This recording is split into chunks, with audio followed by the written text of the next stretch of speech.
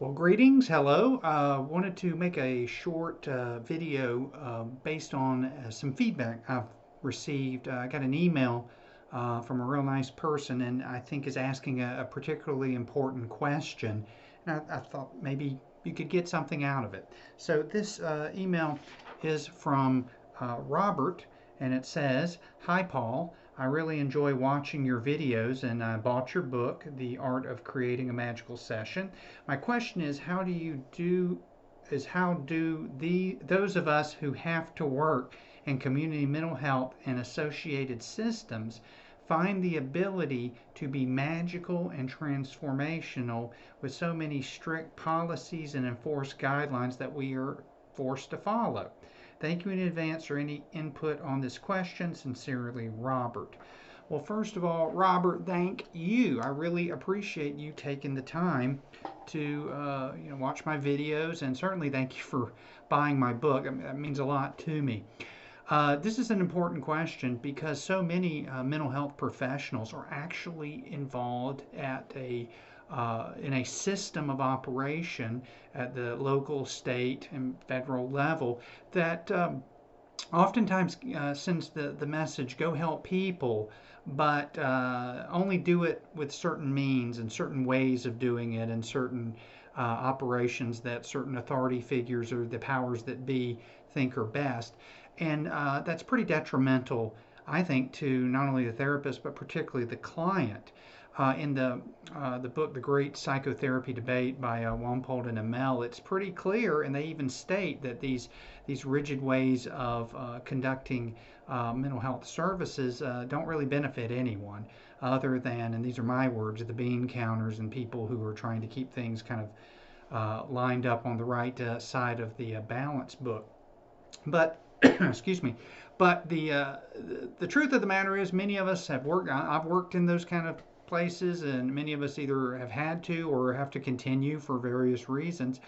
So Robert wants to know, how do you stay magical, transformative, and all of these things when you feel like you're in kind of an environment that's restricting your creativity? Well, it is very tricky. But the first thing we have to realize is that just our very presence is part of the transformative process. If our primary focus is on making sure that we have productivity and we're coding things right, we will cease to be more magical and transformative. So never underestimate the pure power of therapeutic presence.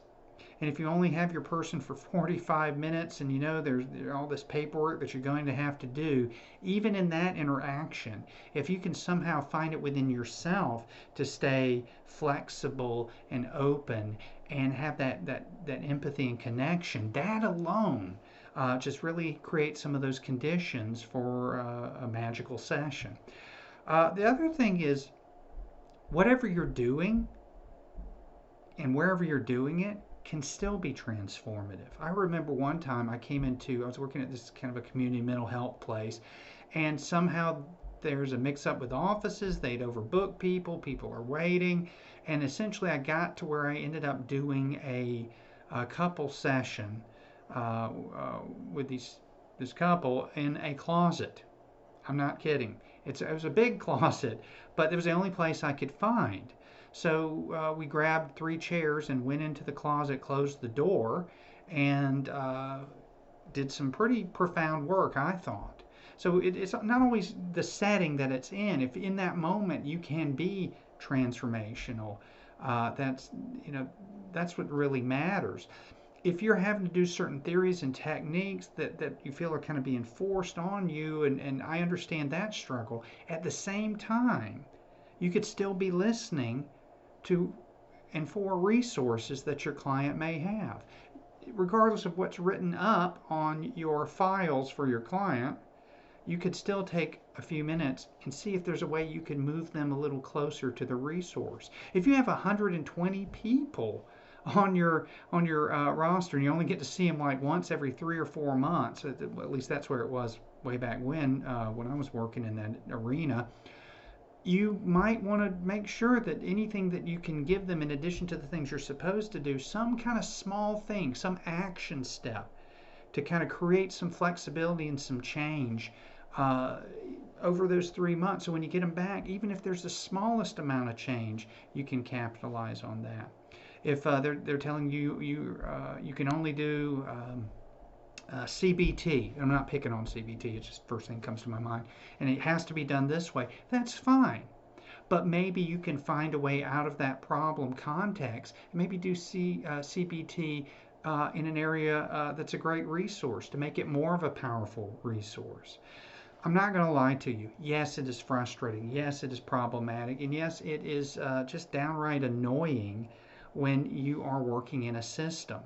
But it comes down to we have to remember that the most important thing that's going on is what's happening between us and the client, not the system. And yes, we have excessive paperwork to do and supervisors who don't understand a lot of things sometimes. But in that private moment of 45 minutes, an hour, whatever you got, if you can just take that time to work on that therapeutic presence, when second you hear a resource, jump on it. Even if you have to diverge for 5 or 10 minutes, you will, I promise, you will be surprised what opens up. And maybe part of this journey is learning to balance that structuredized, standardized with that kind of creative, improvisational aspect to produce something that in the end helps the clients. So, Robert, I think it's a great question. I'm sorry you're feeling inhibited by the system, but try to think beyond systems. Systems are really important, but if you're inside of a system that isn't for healing, it is difficult. So, maybe become a little more creative the best you can and just listen for those resources.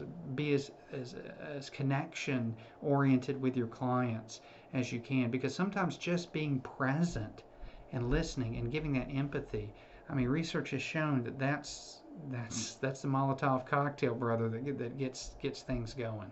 So thanks again, Robert. I hope this helps. Hope helps anyone who's watching that. Have a great day.